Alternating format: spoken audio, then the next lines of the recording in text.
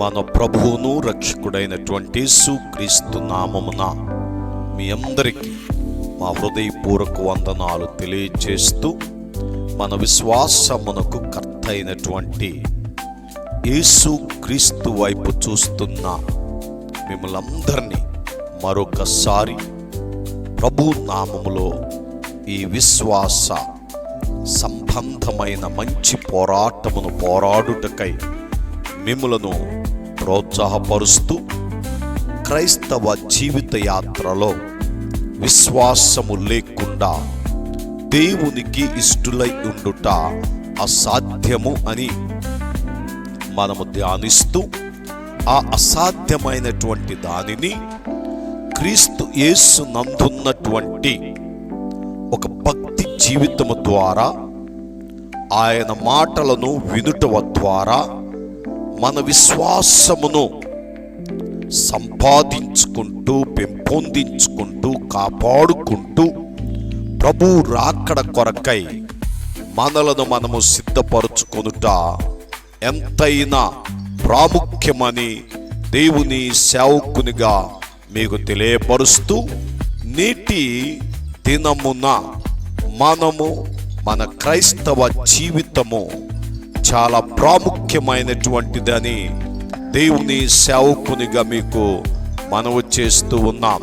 దయతో గమనించండి.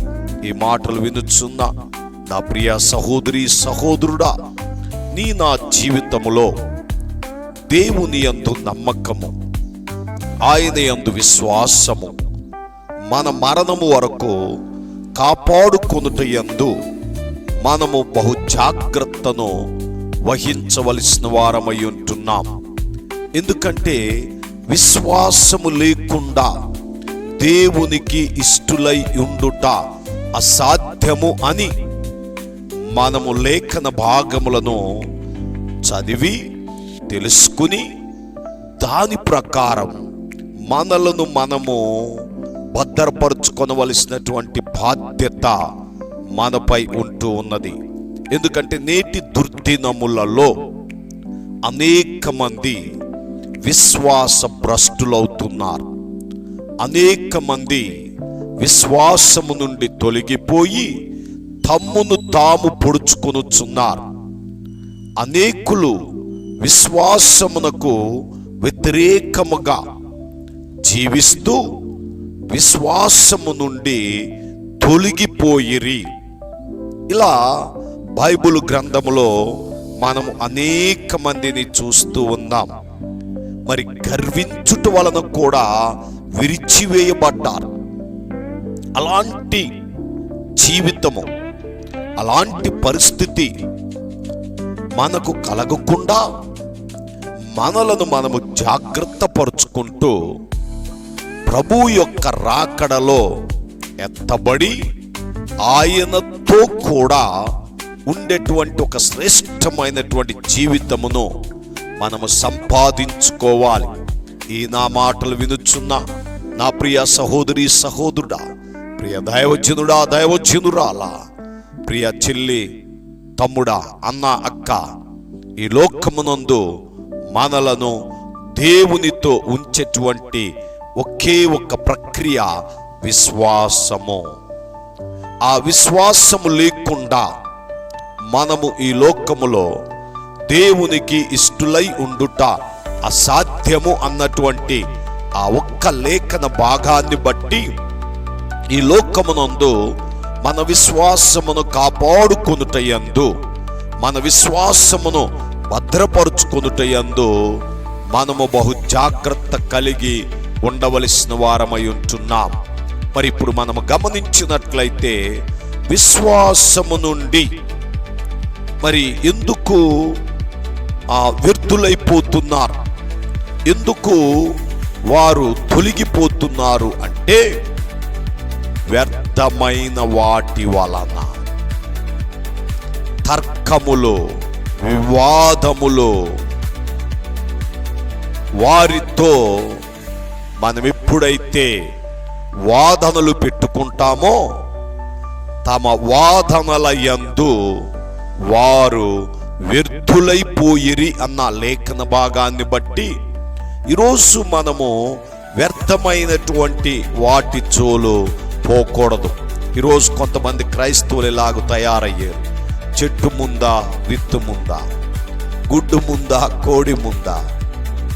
ఎంత విచిత్రం అంటే, మనము దేవుని జ్ఞానమును సంపాదించిన వారం. మనకు దేవుడు ఒక చక్కని పరిశుద్ధ గ్రంథమునిచ్చాడు.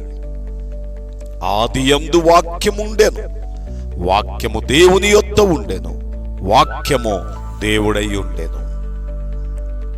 అలాగే ఆదియందు దేవుడు భూమి ఆకాశములను సృష్టించెను.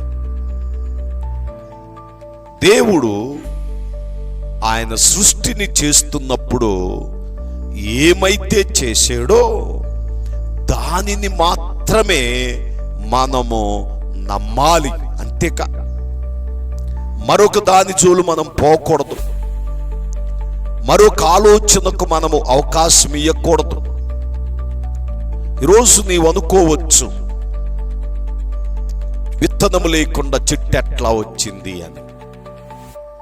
కానీ దేవుడు విత్తనము చెయ్యలా, చెట్టే చేశాడు. దేవుడు పిండమును చెయ్యలా, మానవున్నే చేశాడు. దయతో గమనించు, దేవుడు చేసిందే నీవు నేను చూచేమే కానీ దేవుడు మొలిపించింది చూడాల. ఈరోజు చాలా మంది వ్యర్థమైన వాటి వలన వారి యొక్క విశ్వాసమును ఏం చేసుకుంటున్నారంటే పోగొట్టుకుంటున్నారు. పరిశుద్ధ గ్రంథములో నుంచి మొదటి కొరింథీయులకు రాసిన పత్రిక 15వ అధ్యాయం 14 నుంచి 17 వరకు మనం చదువుకుందాం. నేను చదువుచుండగా దయతో మీరందరూ కూడా వినమని ప్రభు నామమును మీకు మనవి చేయుచున్నాను. మరియు క్రీస్తు లేపబడి ఉండని ఎడల మేము చేయు ప్రకటన వ్యర్థమే, మీ విశ్వాసమును వ్యర్థమే. దేవుడు క్రీస్తును లేపెనని ఆయనను గూర్చి మేము సాక్ష్యము చెప్పుచున్నాం కదా. మృతులు లేపబడని ఎడల దేవుడు ఆయనను లేపలేదు గనుక మేమును దేవుని విషయమై అబద్ధపు సాక్షులముగా అగపడుచున్నాం. మృతులు లేపబడని ఎడల క్రీస్తు కూడా లేపబడలేదు. క్రీస్తు లేపబడని ఎడల మీ విశ్వాసము వ్యర్థమే, మీరింకను మీ పాపములోనే ఉన్నారు. అంతేకాదు, క్రీస్తునందు నిద్రించిన వారును నశించిరి. ఈ జీవిత కాలము మట్టుకే మనము క్రీస్తునందు నిరీక్షించు వారమైన ఎడల మనుష్యులందరికంటే దౌర్భాగ్యులమై యుందుము. గమనించండి, వ్యర్థమైన వాటి వలన మనము ఈ లోకములో ఆశ పెట్టుకున్న, మనసు పెట్టుకున్న వాటి యందు ఆసక్తి కలిగి ఉన్న మన విశ్వాసం ఏమైపోద్దంటే వ్యర్థమైపోతుంది. అందుకే మరి క్రీస్తు లేపబడని ఎడల మేము చేయు ప్రకటన వ్యర్థమే, మీ విశ్వాసమును వ్యర్థమే. దేవుడు క్రీస్తును లేపెనని ఆయనను గూర్చి మేము సాక్ష్యము చెప్పి ఉన్నాము కదా. ఇక ఆయన చెప్పాము అంతేకా, ఆయన లేపబడ్డాడు, ఆయన లేచెను అనే మాటను బట్టి మన విశ్వాసము స్థిరముగా ఉండాలి. మన విశ్వాసము బలముగా ఉన్నప్పుడే మనము ఆయన యందు పరిపూర్ణులముగా జీవించగలం. అందుకే పరిశుద్ధ గ్రంథములో యాకోబు పత్రిక 1వ అధ్యాయము 26వ వచనములో చూచినట్లయితే, ఎవడైనను నోటికి కళ్ళెము పెట్టుకొనక తన హృదయమును మోసపరచుకొనుచు భక్తి గలవాడనని అనుకొనిన ఎడల వాని భక్తి వ్యర్థమే. వాని భక్తి వ్యర్థమే. నోటికి కళ్ళెము పెట్టుకోవాలి అంటే వ్యర్థమైన వాటిని పలుకక, ఎదురించక, గర్వించక. నీ నోటికి ఎప్పుడైతే కళ్ళెము పెట్టుకుంటావో, నీ నోటిని ఎప్పుడైతే నీవు కాపాడుకుంటావో, నీ ప్రాణమును దక్కించుకుంటావని సామెతల గ్రంథములో చెప్పబడతా ఉంది. తన నోటిని కాపాడుకునివాడు తన ప్రాణమును దక్కించుకొనును. నువ్వు వ్యర్థమైపోవు, నీ భక్తి వ్యర్థమైపోదు, నీ ఆలోచనలు వ్యర్థమైపోవు. ఈరోజు నీ జీవితములో నీ జీవితాన్ని ఎంత వ్యర్థము చేసుకుంటున్నావో ఒక్కసారి గ్రహించు. నా ప్రియ సహోదరి సహోదరుడా, ఈ మాటలు వినొచ్చున్న మీ జీవితములో ఏది వ్యర్థము కాకూడదు అంటే మనము వ్యర్థమైన వాటి జోలు పోకూడదు. We must keep our limits. We must control our tongue. We must surrender our life to God. మనలను మనము దేవునికి లోబరుచుకున్నప్పుడు, అప్పగించుకున్నప్పుడు దేవుడు మనలను సరి అయిన మార్గములో నడిపిస్తాడు, ఒక మంచి త్రోవలో నడిపిస్తాడు. అప్పుడు నీ విశ్వాసమును నీవు కాపాడుకుంటావు. వ్యర్థమైన వాటి జోలు పోయి, లోకంలో ఒక సామెత ఉంది, నేలగబోయే వాటిని నెత్తికి పూసుకుంటారు కొంతమంది. అయినా వారి జీవితంలో మార్పు రాదు, అయినా వారి జీవితమును సరిచేసుకోరు, దేవునితో సమాధాన పడరు, దేవునితో ఒక చక్కని సహవాసము కలిగి ఉండరు, దేవుని యందు భయభక్తులు కలిగి ఉండక మరి పైకి భక్తి గలవారి వలె నటిస్తూ వారు దేవుని యొక్క శక్తిని ఆశ్రయించని మూర్ఖులై ఉంటూ ఉన్నారు. పరిశుద్ధ గ్రంథములో చూచినట్లయితే మరి మనుష్యుడు విశ్వాస మూలమున మాత్రము కాక క్రియల మూలమున నీతిమంతుడని ఎంచబడునని మీకు తెలియదా? దీని వలన గ్రహించితిరి. దయతో గమనించండి, విశ్వాసము అనేటువంటిది చాలా ప్రాముఖ్యం. నీకు విశ్వాసం ఉన్నది, నా క్రియలు ఉన్నవి. క్రియలు లేకుండా నీ విశ్వాసమును కనబరచుము. నేను నా క్రియల చేత నా విశ్వాసమును నీకు కనపరుతునని చెప్పును. దేవుడొక్కడే అని నీవు నమ్ముచున్నావు, అలాగు నమ్ముట మంచిదే. దయ్యములు నమ్మి వణుకుచున్నవి.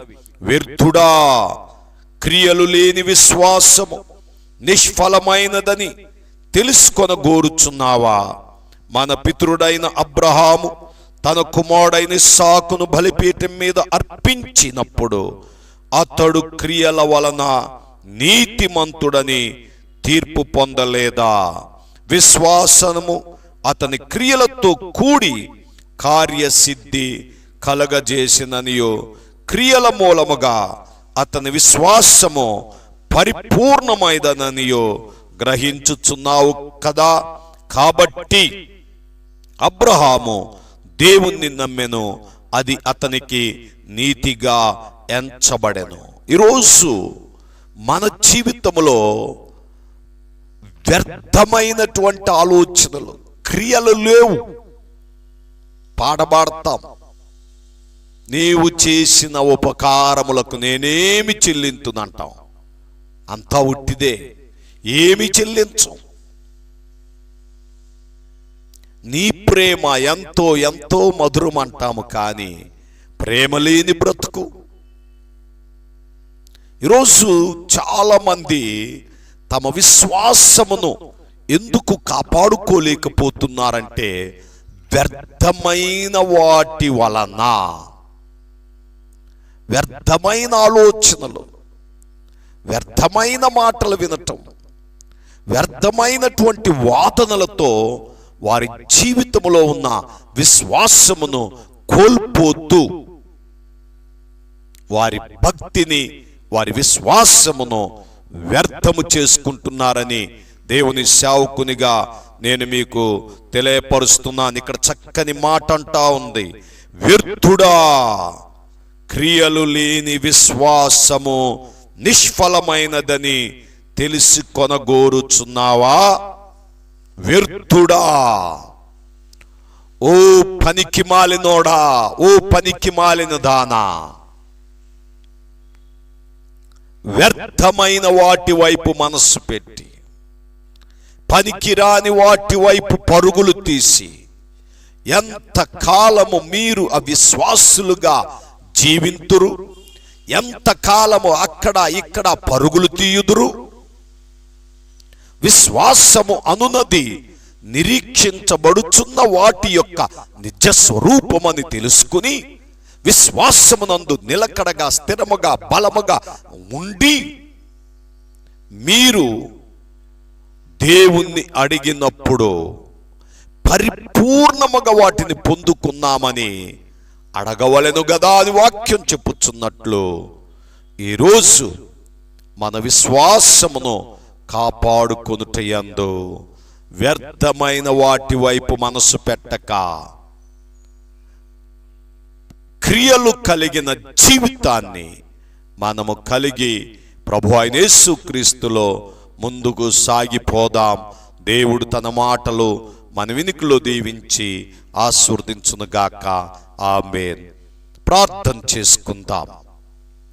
కృపగలిగిన జీవము కలిగిన స్వామి, మీ ఘనమైన పరిశుద్ధమైన నామమును బట్టి వేలాది స్తుతులు స్తోత్రములు చెల్లిస్తూ గడిచినటువంటి దినములన్నీ కూడా మమ్మల్ని కాచి కాపాడి నీ హస్తములో భద్రపరిచి వ్యర్థమైన వాటి వైపు మా మనసు ఉంచక, మా నేత్రములను త్రిప్పక, విశ్వాసమునకు కర్తయు దానిని కొనసాగించువాడైన మీ వైపు మా నేత్రములుండునట్లు సహాయము చేయమని, ఈ దినమంతటిని మాకు దీవెనకరముగా మార్చమని మమ్మల్ని మేము మీ చేతులకు అప్పగించుకుంటూ ఈ ప్రార్థనలో ఏకీభవించిన ప్రతి ఒక్కరిని మీ చేతులకు అప్పగిస్తూ యేసుక్రీస్తు నామమున అడిగి వేడుకొనుచున్నాము తండ్రి. ఆమేన్. God bless you.